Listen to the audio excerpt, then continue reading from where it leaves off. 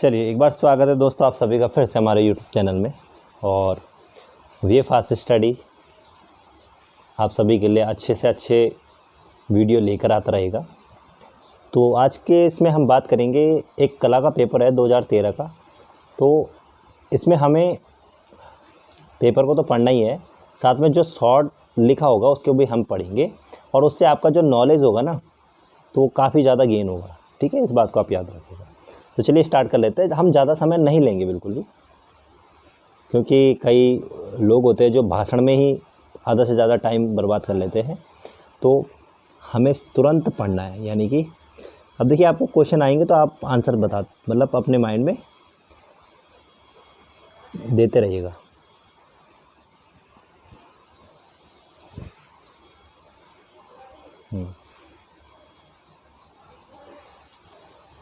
देखिए सबसे पहला क्वेश्चन क्या पूछ रहा है, यहाँ पे पूछ रहा है कि ब्लैक पगोड़ा कहा जाता है, यानी कि जो ब्लैक पगोड़ा है उस किसे कहा जाता है। यहाँ पर ऑप्शन 4 है, मैं सीधा आंसर्स दूंगा, कोई ऑप्शन नहीं बताऊंगा, क्योंकि कई बच्चे मैसेज करते हैं कि यार ऑप्शन मत बोलो, सीधा आंसर बताइए। तो देखिए कोणार्क का सूर्य मंदिर है, उसी को आपका ब्लैक पगोड़ा कहा जाता है। इसके बारे में थोड़ा जान लेते हैं।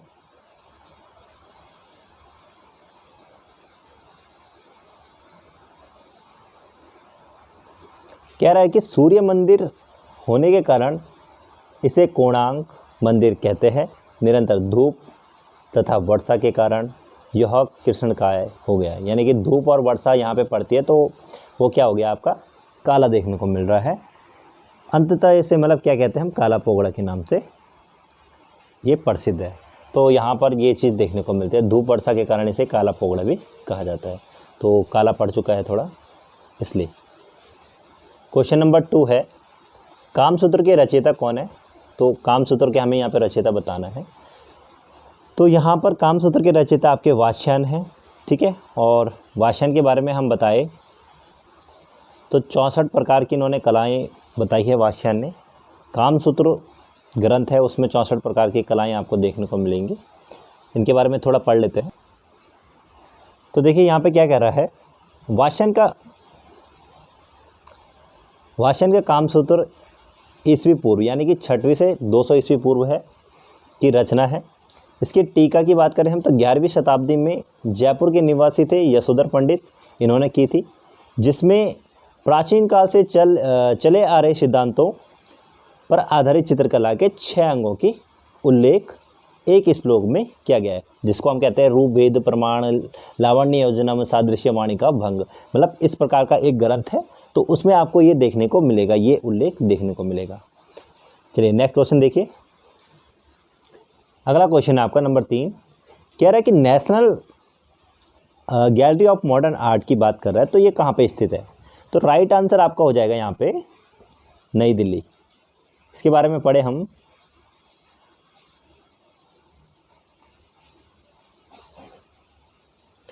कह रहा है कि national art gallery of modern art की स्थापना 1954 ईस्वी में नई दिल्ली में की गई थी।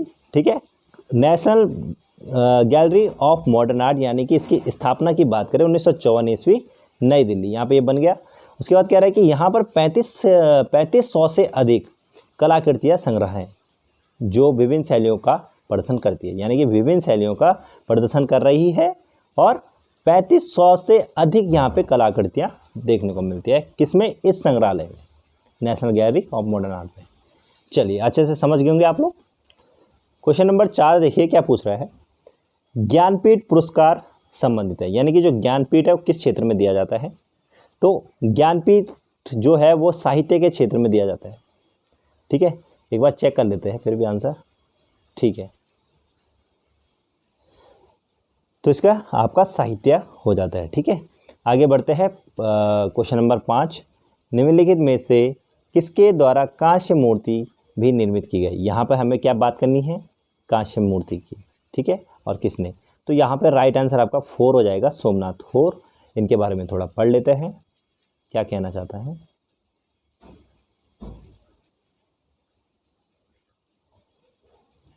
कह रहा है कि मानव दशा और उन यातना ने सोमनाथ होर को हमेशा झकझोरा ग्राफिक चित्रकार के रूप में होर का अद्वितीय स्थान रहा। देखिए यहाँ पर बात कर रहा है जो सोमनाथ होर है, तो मानव दशा में इनका बहुत अच्छा योगदान रहा है। ग्राफिक आर्टिस्ट है, याद रखना आप। फिर कह रहा है कि मूर्ति शिल्प में भी होर ने मानव दशा के घावों को मर्म स्पर्शी ढंग से छुआ है। यानी कि मूर्ति शिल्प, मूर्तियों में उन्होंने मानव दशा को क्या किया है, मर्मर्शी स्पर्शी यानी मर्म स्पर्शी मतलब घावों को, यानी कि उनके जो दुख है उनको उन्होंने क्या किया, अच्छे से छुआ है, यानी कि उभारा है। मानव के दुखों को उन्होंने उभारा है। चलिए नेक्स्ट क्वेश्चन देख लेते हैं। क्वेश्चन नंबर 6 पूछ रहा है कि HTML, यानी कि ये कह रहा है HTML, ये एक वो है आपका वेब पेज है जो आपका कंप्यूटर में करवाया जाता है। तो यहाँ पर कह रहा है कि इसकी फुल फॉर्म हमें बतानी है। तो हाइपर टेक्स्ट मार्कअप लैंग्वेज होता है। हाइपर टेक्स्ट मार्कअप लैंग्वेज कौन सा है भाई? मार्कअप लैंग्वेज पहला वाला हो जाएगा, एक बार चेक कर लेते हैं। हाँ, तो राइट आंसर आपका पहला हो जाएगा, हाइपर टेक्स्ट मार्कअप लैंग्वेज। 7वां क्वेश्चन देखिए। क्वेश्चन नंबर 7 देखिए क्या कह रहा है कि ऑफसेट कलर प्रिंटिंग के 4 कलर, यानी कि जो ऑफसेट यानी कि जो ग्राफिक कला होती है उसमें प्रिंटिंग के हमें 4 रंग बताने हैं, यानी कलर बताने हैं। तो कौन सा है? श्याम, मजेंडा, येलो, ब्लैक हो जाता है आपका सेकंड वाला राइट आंसर। चलिए नेक्स्ट क्वेश्चन देखिए, थोड़ा इसके बारे में पढ़ लेते हैं। तो कलर की बात हो रही थी, तो 4 रंगों में मुद्रण प्रोसेस कलर मुद्रण भी कहा जाता है, यानी कि इसे मुद्रण प्रोसेस कलर मुद्रण भी कहा जा रहा है। मुद्रण की इस प्रक्रिया में वास्तविकता की पूर्ण रंग श्रेणी की पुनर्उत्पत्ति करने के लिए श्याम, मजेंडा, पीला, काला रंगों को घटते बढ़ते परिवर्तित सम्मिश्रणों में प्रयुक्त किया जाता है। तो इस प्रकार से किया जाता है, यानी कि घटा भी सकते हैं और बढ़ा भी सकते हैं हम उसे, ठीक है, गाढ़ा और हल्का, ये चीज़ है। तो ये मतलब ऑफसेट यानी कि आपकी किस में इसका प्रयोग हो रहा है? मुद्रण, यानी कि आपके ग्राफिक कला की बात हो रही है। चलिए आगे क्वेश्चन देखिए। क्वेश्चन नंबर 8 देखिए क्या कह रहा है, राजा रवि वर्मा की मृत्यु किस वर्ष हुई? तो 1906 ईस्वी आपका राइट हो जाता है। और इनके बारे में थोड़ा हम पढ़े तो क्या कह रहा है, कह रहा है कि 2 अक्टूबर सन 1906 ईस्वी कला कर्म करते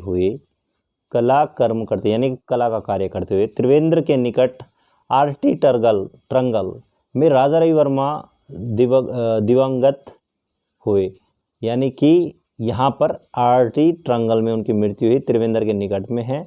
और भारतीय चित्रकला के इतिहास में पितामह कहने वाले राजा रवि वर्मा का योगदान हम कभी भी नहीं भूल पाएंगे। यानी कि राजा रवि वर्मा के एक ऐसे चित्रकार थे जो क्या करते थे, ऑयल कलर में, जिनको मतलब फेमस माना जाता है। ऑयल कलर की इनकी पेंटिंगें देखना आप, बहुत ही सुंदर पेंटिंग इन्होंने बनाई है, ठीक है। मतलब रियलिस्टिक पेंटिंग बोलते हैं, जैसे यथार्थ चित्रांकन इनका ज़्यादा रहता था और रियलिस्टिक ज़्यादा देखने को मिलता है। भारतीय विषय थे इनके। और अगर मैं टेक्निक की बात करूं तो पाश्चात्य टेक्निक इनकी थी, यानी कि इनकी जो टेक्निक थी पाश्चात्य थी और तेल रंग का इनको फेमस माना जाता है। चलिए अब आगे बढ़ते हैं। क्वेश्चन नंबर 9 देखिए, भारतीय विषयों को पाश्चात्य शैली में किसने चित्रित किया? तो यहाँ पर आपके अमृता शेरगिल राइट हो जाएगा। और भारतीय विषयों को भी आपके पाश्चात्य शैली में राजा रवि वर्मा ने भी किया था। तो 2 चित्रकार है, एक आपके अमृता शेरगिल हो गया, एक राजा रवि वर्मा, तो यही माने जाते हैं। पर ऑप्शन में आपको अभी यहाँ पर देखने को मिलेगा अमृत शेरगिल, तो अमृता शेरगिल आपका राइट होगा, यहाँ पे राजा रवि वर्मा नहीं है। इनके बारे में थोड़ा देख लेते हैं। देखिए क्या कह रहा है कि चित्रांकन की यूरोपीय पद्धति में अमृता शेरगिल ने ठेठ भारतीय विषय लेकर चित्र बनाए, यानी कि बहुत सारे बनाए। और अमृता शेरगिल जो है उन्होंने यूरोपीय पद्धति में काम किया था। फिर कह रहे हैं कि अपनी कृतियों को भारतीय रंगों में रंग उन्होंने अपनी कर्मभूमि के प्रति वास्तविक अनुराग का परिचय दिया, ठीक है। तो उन्होंने क्या किया, भारतीय रंगों में अपनी कर्मभूमि का परिचय दिया, ठीक है। क्वेश्चन नंबर 10 देखिए, ठीक है। नेक्स्ट क्वेश्चन देखिए। चलिए क्वेश्चन नंबर 10 देखिए, वाल्ट डिज्नी जनक यानी कि कौन है? तो यहाँ पर एनिमेशन पर वाल्ट डिज्नी जनक यानी कि इसके जनक में हमारा नाम आएगा तो वो आएगा एनिमेशन प्रक्रिया। जो वाल्ट डिज्नी जनक है वो एनिमेशन प्रक्रिया है। चलिए इसके बारे में थोड़ा पढ़ लेते हैं। अब थोड़ा ये क्लियर होगा कि जो वाल्ट डिज्नी है यानी कि कोई इंसान है, तो जो ये जनक है किसके जनक है, यानी कि इन्होंने क्या किया था, एनिमेशन प्रक्रिया प्रक्रिया के जनक माने जाते हैं। इनके बारे में पढ़े थोड़ा। तो 16 अक्टूबर 1923 ईस्वी को वाल्ट डिज्नी और रॉय डिज्नी यानी कि दोनों भाई थे द्वारा क्या हुआ था, इन्होंने डिज्नी ब्रदर कार्टून स्टूडियो यानी कि डिज्नी ब्रदर कार्टून स्टूडियो इन्होंने खोला, ठीक है, के नाम से स्थापित है। फिर इन्होंने क्या किया, 1923 ईस्वी में वाल्ट डिज्नी प्रोडक्शन के नाम से पुनर्गठित यानी कि इन्होंने इसे पुनर्गठित किया वाल्ट डिज्नी प्रोडक्शन के नाम से। फिर कह रहे हैं कि वाल्ट डिज्नी प्रोडक्शन ने अपने आप को अमेरिका एनिमेशन उद्योग में एक अगुवा के रूप में स्थापित किया। तो किस में? अमेरिका एनिमेशन उद्योग में। तो ये इनके बारे में था। चलिए नेक्स्ट क्वेश्चन देखिए।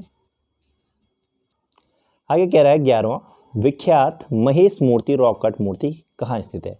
तो ये आपका एलिफेंटा हो जाता है, ठीक है। रॉक कट मूर्ति की बात करें, महेश मूर्ति एलिफेंटा, और एलिफेंटा में 7 गुफाएं हैं, ये आप याद रखिएगा।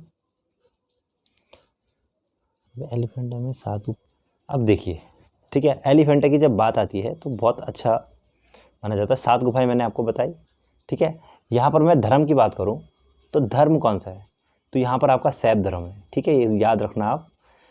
दूसरी बात, जो गुफा है एलिफेंटा वो समुद्र से घिरी है। किससे? समुद्र से घिरी है। एक सेकंड है। इसी के साथ समय की मैं बात करूं तो इसका जो समय है वो 8वीं 9वीं शताब्दी है, ठीक है, ये आपको याद रखना है। और क्या बताऊं मैं आपको, एलिफेंटा के बारे में तो आप जानते हो। तो और निर्माण की मैं बात करूं तो राष्ट्रकूट थे, ठीक है, शासक राष्ट्रकूटों ने क्या किया था, इसका निर्माण करवा था। और क्या बताऊं, तो चलिए अब आगे बढ़ते हैं, है ना। यहाँ पे महेश मूर्ति विख्यात है, उसको आप समझ सकते हो। चलिए आगे बढ़ते हैं।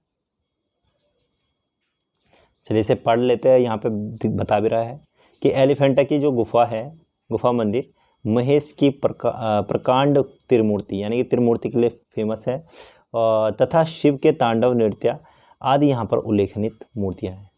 तो अच्छी अच्छी मूर्तियाँ यहाँ पर देखने को मिलती है भगवान शिव की। चलिए आगे बढ़ते हैं। क्वेश्चन नंबर 12 देखिए, भारतीय ग्रंथ विरत संहिता के रचयिता हमें बताने। तो विरत संहिता बहुत बार पूछा जाता है, भारतीय ग्रंथ है, तो वारामय राइट आंसर हो जाता है। और इनके बारे में थोड़ा पढ़ लेते हैं, क्या लिखा जा रहा है। देखो, कह रहा है कि वारामय जो थे वो गुप्त काल से संबंधित यानी कि गुप्त काल से सबसे प्रसिद्ध ज्योतिष माने जाते हैं। तो प्रसिद्ध ज्योतिष है ये। उसके बाद कह रहे हैं कि इन्होंने 6 पुस्तकें लिखी है। नंबर 1 है आपका लघु जातक, उसके बाद है विरह जातक, फिर आपका विवाह पटल, योग माया, विरत संहिता और पंचसिद्धांतिका, ठीक है। ये 6 इनके प्रमुख क्या हो जाती है, पुस्तकें हो जाती है।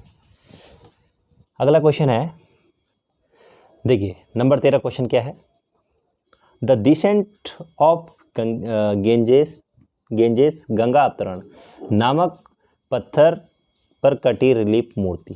तो गंगा अवतरण की मूर्ति है जो क्या है, आपके पत्थर पर क्या है, कटी हुई है। तो आपके महाबलीपुरम राइट आंसर हो जाता है इसका, महाबलीपुरम, ठीक है। इसके बारे में थोड़ा पढ़ ले हम। तो क्या दे रहा है ये, कह रहा है कि रथ मंदिरों के उत्तर दिशा यानी कि उत्तर दिशा की बात हो रही है, ध्यान रखना, में कुछ दूर तक एक विशाल चट्टान पर देवी देवताओं की आकर्षक मूर्तियां बनी हैं। यानी कि जो देवी देवता हैं उनके आकर्षक मूर्तियां बनी हैं, कहाँ पर, उत्तर दिशा में। फिर कह रहा है कि महाबलीपुरम की सबसे आश्चर्यजनक मूर्ति वह है, यानी कि गंगा अवतरण की बात कर रहे हैं, जिसमें गंगा अवतरण से संबंधित भागीरथी की तपस्या का दृश्य अंकित किया गया। यानी कि भागीरथी की क्या हो रही है, वहाँ पे तपस्या हो रही है, और गंगा अवतरण हम उसे मानेंगे उस चित्र को। तो गंगा अवतरण है तो भागीरथी की क्या हो रही है, तपस्या। चलिए आगे बढ़ते हैं। प्रश्न नंबर 14 देखिए क्या बोल रहा है। रैम किसका संक्षिप्त रूप है, यानी कि रैम की बात कर रहे हैं, हमें रैम बताना है। यानी कि जो रैम है वो आपके कंप्यूटर में प्रयोग होती है। यहाँ पे दो प्रकार की आपको मेमोरी देखने को मिलती है। वैसे मैंने कंप्यूटर का कोर्स किया था तो मुझे काफ़ी चीज़ें नॉलेज है कंप्यूटर के बारे में। तो एक होता है आपका रैम और दूसरा होता है आपका रोम। तो रैम को बोलते हैं रैंडम एक्सेस मेमोरी और रोम को बोलते हैं रीड ओनली मेमोरी। और रैंडम एक्सेस मेमोरी जो होती है वो मतलब टेम्परेरी होती है, यानी कि रैम। और रोम जो मेमोरी होती है वो परमानेंट होती है, यानी कि ये मेमोरी को हम मिटा नहीं सकते। जब जैसे मतलब कंप्यूटर बना होगा, ठीक है, या कोई भी चीज़ बनती है फ़ोन वगैरह, तो जो भी स्टार्टिंग में जैसे वेलकम आता है ना, तो रोम होता है। यानी कि उस वेलकम को हम कभी हटा नहीं सकते जब तक कंप्यूटर ख़राब नहीं होगा या उसका रोम हटेगा नहीं। और रैम की बात करूँ तो ये टेम्परेरी होती है, जिसमें मतलब डाटा वगैरह क्या होता है, स्पीड वगैरह होती है, और कुछ कुछ जो ऐप होते हैं वो डाउनलोड करते हैं तो रैम के काम होते हैं। वैसे ज़्यादातर रैम स्पीड का काम ही करती है। चलिए तो देख लेते हैं, इसमें हम बताए तो इसको हम कहेंगे रैंडम एक्सेस मेमोरी, सेकंड वाला। चलिए इसके बाद है आपका नेक्स्ट क्वेश्चन। उसके बाद 15 का क्वेश्चन की बात करें तो यहाँ पे कह रहा है कि अपने चित्रों में बिंदी का प्रयोग कौन सा कलाकार करता था, यानी कि बिंदी की प्रयोग की बात हो रही है। तो वो आपके नंबर 3 है आपके भारती खेर हैं, जो अपने चित्रों में क्या करते हैं, बिंदी का प्रयोग करते थे। इनके बारे में थोड़ा पढ़ लेते हैं। कह रहे हैं कि भारतीय खेर की कला के अनेक स्रोत हैं। कभी वह भारतीय मध्यवर्गीय घरेलू जीवन में किंच को अपनी प्रेरणा स्रोत बनाती है, यानी कि जो घरेलू जीवन है उसमें उन्होंने किंच को क्या किया, अपने चित्रों में मतलब उन्होंने प्रयोग किया है, स्रोत बताया है। और भारतीय मध्यवर्गीय ये मतलब जाने जाते हैं। कह रहे कि तो कभी कभी क्या करते हो, घर बाजार में सब जगह नज़र आने वाली बिंदी को एक दिलचस्प कला अनुभव में बदल देती है, यानी कि बिंदी का प्रयोग करते थे और दिलचस्पी रखते थे इन चीज़ों में। नगर जगह की बात कर रहे हैं, यानी कि कहीं पे भी। तो ये चीज़ है, मतलब बिंदी बिंदी प्रयोग करके भी उन्होंने मतलब काम किया होगा। और एक चीज़ और है, अगर हम बात करें आपके नव प्रभाववाद में, तो नव प्रभाववाद यानी कि आपका वेस्टर्न की बात कर रहा हूँ, तो वहाँ पे शोरा थे, शोरा सोरा जो भी बोल सकते हैं आप, शोरा भी होता है। तो उन्होंने भी आपका बिंदु माध्यम बिंदु बिंदु बिंदी करके उन्होंने चित्रों को बनाते थे। और नवशास्त्र ये नव प्रभाववाद को आपको बिंदुवाद भी कहा जाता है, ठीक है, ये आप याद रखना, क्योंकि एग्ज़ाम में कई बार पूछा जाता है। वैसे बिंदुवाद करना था, बिंदुनाथ हो गया, तो बिंदुवाद भी कहा जाता है कुल मिला के। चलिए आगे बढ़ते हैं। क्वेश्चन नंबर 16 देखिए क्या कह रहा है। जो प्रेस्ट्री इंडियन पुस्तक है वो किसने लिखी थी, तो आपके स्टुअर्ट पिकार्ड है, उन्होंने ये लिखा था। इसके बारे में थोड़ा पढ़ लेते हैं क्या कह रहा है। कह रहा है कि स्टुअर्ट पिकार्ड की प्रेस्ट्री इंडियन प्रागैतिहासिक चित्रों का प्रसंग बहुत संक्षिप्त काम चाउक ढंग से किया गया, यानी कि उनके चित्रों के बारे में अच्छे से बताया गया है। किसके, प्री हिस्टोरी इंडियन पेंटिंग में, किसके, प्रागैतिहासिक काल के। चलिए आगे बढ़ते हैं। क्वेश्चन नंबर 17 देखिए क्या कह रहा है। भारतीय आधुनिक चित्रकला का इतिहास आरंभ होता है, तो ये भारतीय जो आधुनिक चित्रकला है उसका जो इतिहास आरंभ हो रहा है वो बंगाल शैली से होता है आपका, जहाँ पर आपके ई.वी. हेबल और आपके अविंद्रनाथ टैगोर हो गए, ठीक है, ये इंपॉर्टेंट होता है। इनके बारे में पढ़ लेते हैं थोड़ा क्या कह रहा जा रहा है। तो कह रहा है कि आधुनिक भारतीय कला का प्रारंभ बंगाल में 1895 ईस्वी से 1920 ईस्वी के मध्य प्रचलित कला शैली से माना जाता है, जिसके विकास तत्कालीन कला संस्थाएं भी अग्रणी है, यानी कि मतलब वहाँ पे कला संस्थाएं खोली गई थी। आपको पता होगा कि आप मकबल याद रखना मेरे हिसाब से, तो सारा आपको याद हो जाएगा। एक ट्रिक है मकबल, यानी कि मद्रास, सीरीज भी सही है, कलकत्ता, ठीक है, मकबल बम्बई, और आपका लास्ट हो गया लाहौर, ठीक है। मकबल याद रखना, एक मकबल आता है जो हम मतलब कपड़ा होता है जैसे हम ओढ़ते भी है ना। तो आप इसे याद रख सकते हो। और कौन सा सन है मद्रास, और मद्रास का मतलब जो स्थापना हुई थी कला विद्यालय की, कला विद्यालयों की बात कर रहा हूँ मैं, ठीक है, मतलब ये कला विद्यालय खोले गए थे। एक सेकंड है। तो मद्रास की अगर हम बात करें कला विद्यालय की स्थापना तो 1850 में हुई थी। मद्रास के बाद आता है कॉफ और कलकत्ता, मकबल ना, तो कलकत्ता का हो गया आपका 1854।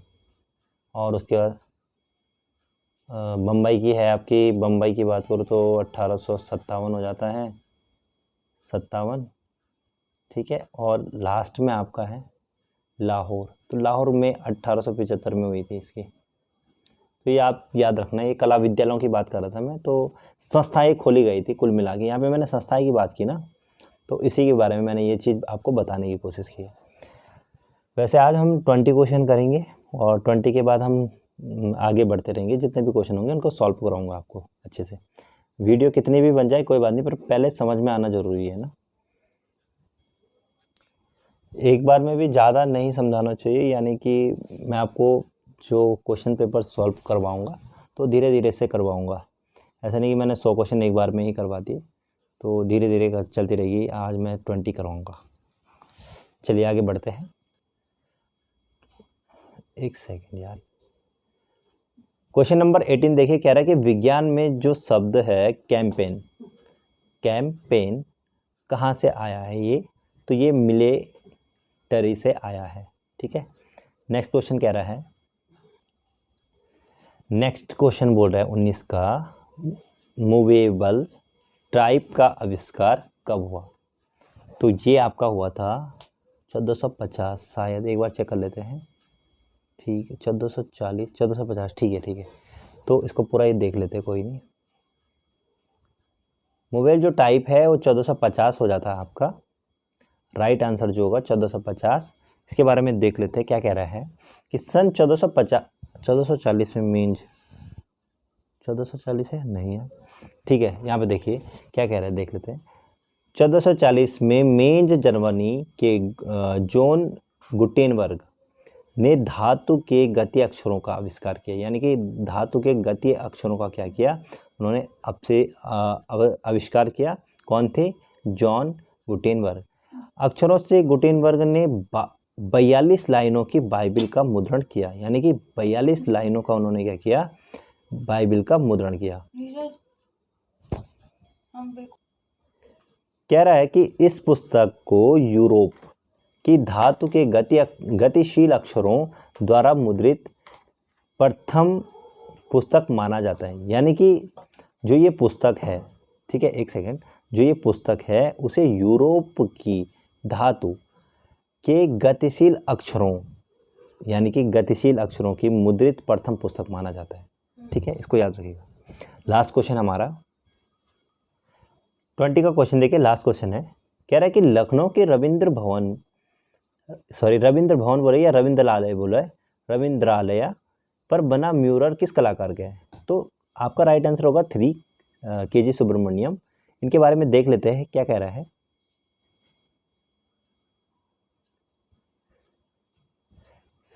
कह रहा है कि केजी सुब्रमण्यम के कुछ प्रसिद्ध भित्ति चित्र ज्योति लिमिटेड बड़ोदरा, यानी कि ज्योति लिमिटेड बड़ोदरा में 1955, 1965, 1976 ईस्वी में देखने को मिलते हैं। रविंद्रालय लखनऊ भवन में जो इन्होंने काम किया वो 1963 ईस्वी में इन्होंने काम किया था। भारतीय मंडप न्यूयॉर्क विश्व मेला, यानी कि यहाँ पर इन्होंने जो काम किया वो उन्होंने किया 1964 से 65 ईस्वी में। ललित कला संकाय बड़ोदरा की मैं बात करूँ तो यहाँ पर 1964 ईस्वी में, तथा ठीक है मेरे सपनों का भारत यानी कि गांधी दर्शन नई दिल्ली, ठीक है, मेरे सपनों का भारत हो गया, गांधी दर्शन हो गया। नई दिल्ली की बात करो तो 1969 ईस्वी में इन्होंने काम किया है, ठीक है। तो ये आते हैं आपके कौन, केजी सुब्रमण्यम, इन्होंने इतना सारा काम किया है और बहुत प्रसिद्ध चित्रकार के रूप में ये जाने जाते हैं, ठीक है। तो जो यहाँ पर 21वां का जो क्वेश्चन है वो हमारा चलेगा नेक्स्ट सीरीज में, ठीक है। तो अभी हम इतने ही क्वेश्चन की बात करेंगे और 20 क्वेश्चन के बाद हम अगली सीरीज़ लेके आएंगे, तो उसमें हम इसको बता देंगे। इसमें हम पार्ट 1 करेंगे कि ये मतलब 2003 कितने का पेपर है, एक सेकंड है, जो ये पेपर आपका 2013 का पेपर है, इसके हम आगे क्वेश्चन की बात करेंगे, 21वें क्वेश्चन की हम आगे बात करेंगे। और आई होप कि आपको ये वीडियो अच्छा लगा हो, और कोशिश करेंगे कि आपको ऐसे ही हम अच्छे से समझाते रहे और क्वेश्चन को साथ में लेके चलेंगे, है ना, और समझाते हुए चलेंगे, यानी कि हम ऑप्शन भी पढ़ेंगे और साथ में उनकी डिटेल भी पढ़ेंगे। तो इसमें आपकी ज़्यादा प्रैक्टिस हो जाएगी, आपको समझ में भी आ जाएगा। और फिर 2013 में जैसे क्वेश्चन पूछा गया है, ऐसे 2015, 2018 जो भी क्वेश्चन होंगे, हम धीरे धीरे सारे क्वेश्चन लेके आएंगे। तो चलिए आज के वीडियो हम यहीं पे समाप्त करते हैं, फिर मिलते हैं दोस्तों एक नए वीडियो के साथ। आई होप कि आपको हमारा ये वीडियो बहुत पसंद आया हो। तो आज के लिए फ़िलहाल जय हिंद और वंदे मातरम, जय भारत।